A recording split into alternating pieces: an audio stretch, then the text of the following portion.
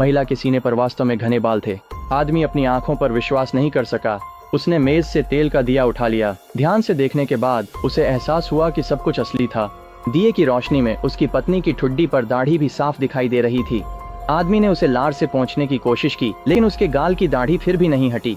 तभी उसे समझ आया कि उसके साथ धोखा हुआ है।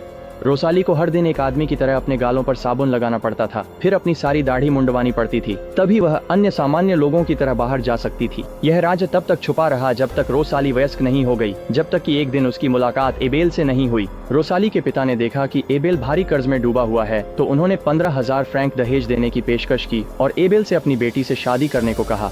अपने कर्ज चुकाने की जल्दी में एबेल ने शादी के लिए तुरंत हाँ कर दी। पहली बार जब एबेल ने रोसाली को देखा तो वह उत्साहित हो गया। आखिरकार वह पहले ही 40 से ऊपर था और युद्ध में घायल हो चुका था। वह भारी शारीरिक श्रम नहीं कर सकता था, इसलिए वह अपने गृहनगर में केवल एक छोटा कैफे चला सकता था। अपनी पत्नी का दहेज मिलने के बाद एबेल ने तुरंत उसका इस्तेमाल अपने कर्ज चुकाने में कर लिया।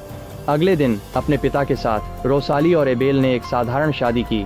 उन्होंने कई लोगों की ईर्ष्या भी आकर्षित की, लेकिन शादी के बाद उसके पिता चले गए। अपनी डरी हुई बेटी को सब कुछ अकेले ही सामना करने के लिए छोड़ दिया। रात में जब एबेल ने रोसाली के सीने पर बाल देखे तो उसे एहसास हुआ कि उसके साथ धोखा हुआ है। आखिरकार एबेल ने रोसाली को छोड़ दिया और रात भर कैफे में छुपा रहा।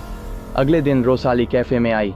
एबेल ने उससे सवाल की। रोसाली ने एबेल को बताया कि वह बचपन से ही ऐसी है। उसके परिवार ने हमेशा इस राज को बहुत अच्छे से छुपा कर रखा था। कोई बाहरी व्यक्ति इस बारे में नहीं जान पाया था। एबेल को लगा कि वह और उसके पिता झूठे हैं। उसने रोसाली से तुरंत वहां से चले जाने को कहा।